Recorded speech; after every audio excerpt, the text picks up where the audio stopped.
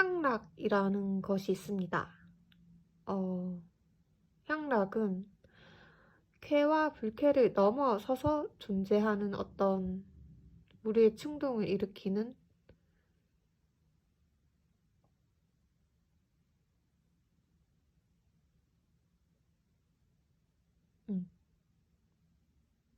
음, 거기에 우리의 과도한 만족감이 있기 때문에 인간은 향락을 위해서 산다라고 말을 할 수도 있을 것 같아요. 정신분석학적으로.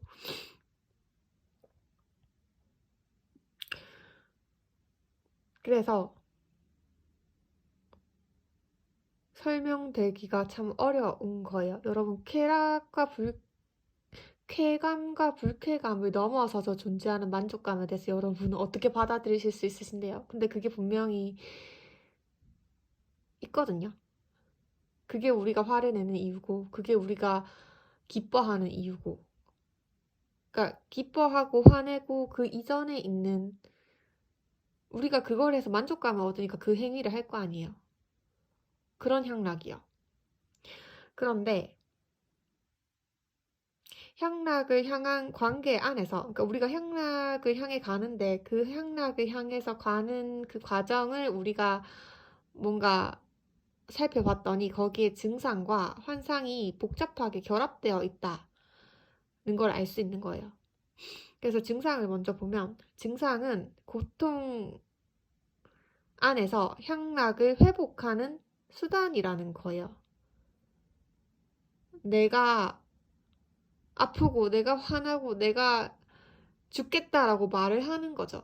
그 말을 하는 게 증상인 거고 내가 거기서 어떤 아픔을 느끼는 거고 그 아픔을 느낀다고 말을 하면서 향락에 닿는다는 거죠.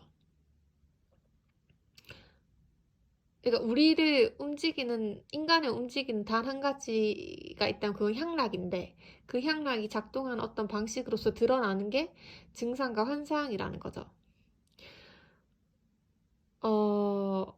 그래서 증상은 보면 고통 안에서 향락을 회복하는 수단이고요. 증상은 형식적인 외피를 가지며 증상에는 메시지가 있어서 독해가 가능하다라는 거예요. 의미가 있다는 거죠. 해석 불가능한 향락으로 향하는 그 핵을 내부에 포함하고 있다는 거예요. 그래서 단약보다 쓴약에 더 많은 의미가 있다. 이렇게 생각해 볼 수도 있을 것 같은데 그러면 환상은 뭐냐는 거예요.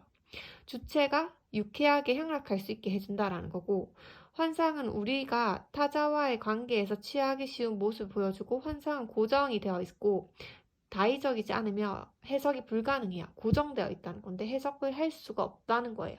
우리가 그냥 좋아서 반복하는 어떤 그런 것들. 근데 이걸 보세요. 우리가 어떻게 표현할 수 없는 향락이 있고 그게 우리를 움직이는 어떤 에너지인데 그러면 그 에너지를 이렇게 표현해 볼 수도 있을 것 같아요. 제가 말했던 동방결절 이전에 그 전기가 어떻게 생기는지 모르겠는 거예요. 그 모르겠는 그 부분이 향락이라는 거죠. 근데 그 동방결절에서 신호가 딱 생길 때 거기에서 우리가 볼 수 있는 게 증상과 환상이라는 거죠. 증상은 불쾌를 느끼게 할 거고요. 환상은 쾌감을 느끼게 하겠죠. 근데 증상은 그렇게 하면서 향락에 닿는 수단이 되고 환상도 그렇게 함으로써 향락에 닿는 수단이 된다는 거고 사람이 원하는 거 향락이니까 그러면 이게 쾌와 불쾌를 넘어서서 존재하는 향락이라는 게 이해가 되시겠죠. 그리고 그 향락을 인간이 추구하고 있다고요. 언제나 살아있는 동안은 우리의 모든 원인이 향락이라는 거죠.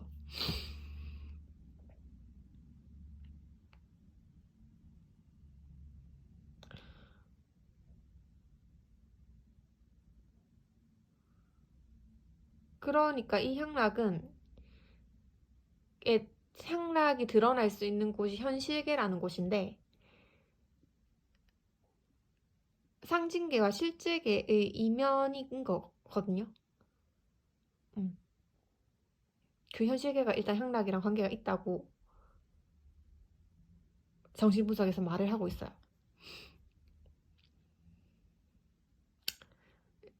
그 중간에 있는 거 이제 다시 또 향락에 대한 얘기인데, 그 향락은 현 실계랑 관련이 있으며, 그러니까 우리가 그 향락과 현 실계에 대해서 말을 하면 누가 이렇게 예시를 했던데, 도가 비상도인 거예요. 그러니까 도를 도라고 하면 더 이상 도가 아니게 되는 거죠. 그러니까 도가 향락이면 이제 그것이 도라고 해서 비상도가 된 그게 증상이랑 환상인 셈이죠. 아시겠죠? 그래서 우리가 증상이랑 환상의 의미를 털어봤자 향락의 의미를 우리는 이해할 수 없다라는 거예요. 어.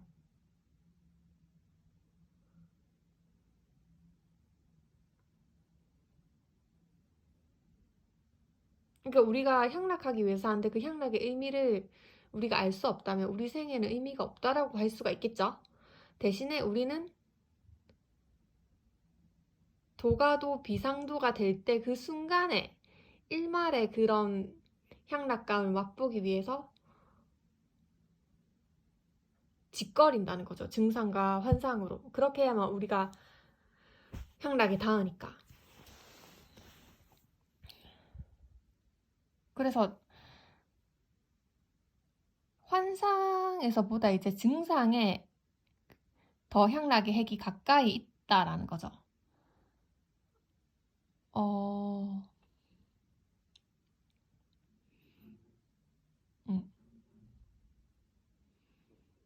환상은 주체의 생각이 더 가까운 거고, 증상은 사실 현실에 더 가까운 거니까요. 그래서 증상을 보면 증상은 현실계에서 의미를 갖는 유일한 것이다. 증상은 현실계를 통해서 결여된 지식을 보증해주는 것이다. 주체가 지닌 가장 실제적인 것으로 스스로 향락하는 양상을 가지며 이 증상은 우발적이고 불확실한 만남을 통해서 구성된다라는 거예요.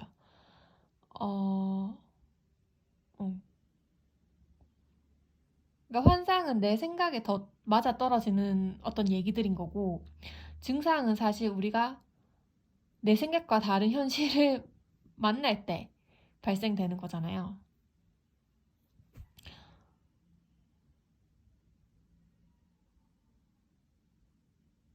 근데 저는 뭐 그렇다고 합니다. 그래서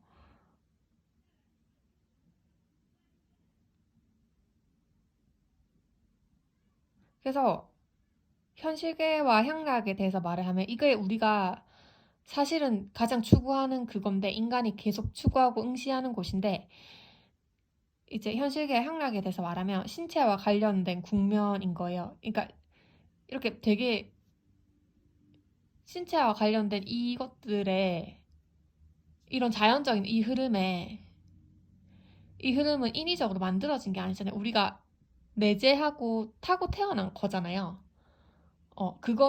그렇게 타고 태어난 그거를 어떻게 우리가 인간의 언어로서 얘를 포섭할 수 있겠어요? 절대 포섭되지 않거든요.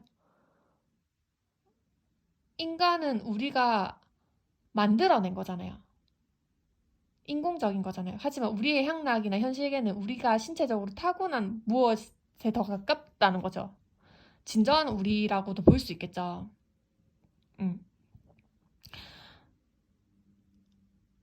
그렇기 때문에 우리가 만들어낸 언어를 벗어난 어떤 욕동이고, 그래서 언어로 생각하는 주체에게는 있기는 하지만 되게 불투명하게 남은 것, 그런 게 향락과 현실계라는 거죠. 하지만 우리한테 끊임없이 영향을 미치고 있더라 알고 보니까 이걸 라캉이 밝혀낸 거잖아요. 그래서 이렇게 말을 하는 거예요. 그런데 그 향락이 신체적이라고 해서 우리가 뭐 제가 타고 태어났다고 했지만 그게 또 어떤 유전자적이고 그런 게 아니라, 향락은 인간이라는 종에게 프로그램화된 것이 아니라 우리가 태어나서 실제 세계를 접했을 때 언어를 모르던 시절에 우리가 느꼈던 반응들이라는 거죠. 그게 있었기 때문에 우리가 세계랑 접했고, 그 접한 세계에 우리가 이미지가 더 씌워지고 언어가 더 씌워진 거라는 거예요. 그래서 그게 드러나는 게 증상과 환상으로 드러나는 거죠. 그건 우리가 언어적으로 파로르로 짓거리는 것들이죠. 근데 그 짓거림을 통해서 우리가 맛볼 수 있는 건 그 향락이라는 거야. 내가 언어랑 이미지랑 아무것도 모를 때 만났던 세상에 대한 기억이겠죠. 사건일 수도 있고요. 그리고 그게 우리가 삶을 살아가게 하는 가장 근원적인 원인이라는 거죠.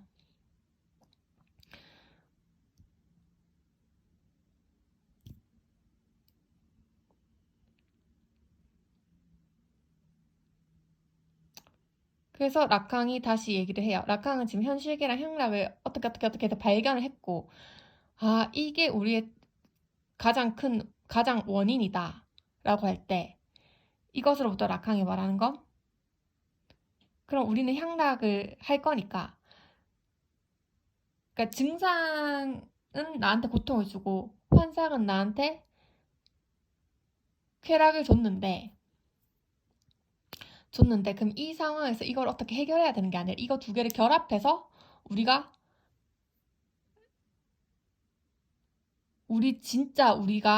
원하는 어떤 향락으로 나아가야 한다라는 거죠. 그래서 증상과 환상을 결합시킨 거예요. 쾌랑 불쾌를 넘어서서 추구하는 무엇을 이제 만들어내는 게 생톰일 거 아니에요. 그러니까 그게 생톰이 랑 향락을 보면 도가 도 비상도인 거야. 그러니까 우리가 도를 접할 수 있는 방법은 비상도인 거잖아요. 내가 도다 한 순간에 도가 아니게 되지만 내가 도가 도이다 하는 순간이면 내가 도를 만날 수 있잖아요. 그런 거랑 똑같은 건 거예요. 내가 생톰을 추구할 때 향락을 맛볼 수 있죠. 하지만 생톰이 향락인 것은 아니죠.